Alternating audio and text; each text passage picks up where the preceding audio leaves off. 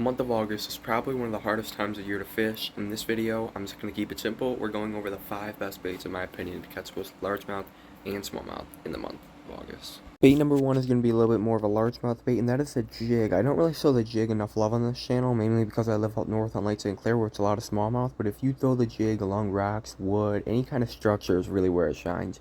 You just kind of hop it along the bottom, it works really well. In my opinion, the greatest rod to throw the jig on is about a 7.2 to 7.3 medium or medium heavy, depending on how heavy your jig is, on about 10 to 20 pound line, depending on what you're flipping. And then we have what really is another largemouth bait in the Texas rig. The Texas rig's a classic. Unless you're living under a rock, I'm sure you know what the largemouth bait is.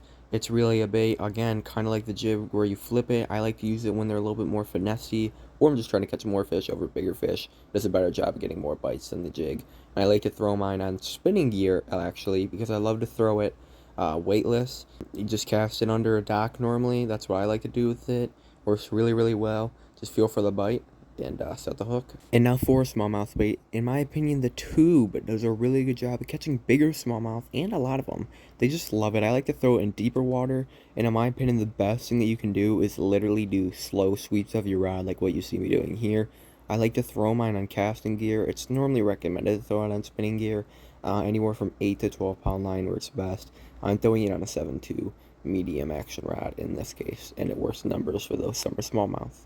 Next up, we've got what can really be bait for largemouth and smallmouth in the Carolina rig. The Carolina rig is simply a Texas rig with a weight suspended above it. Works very well.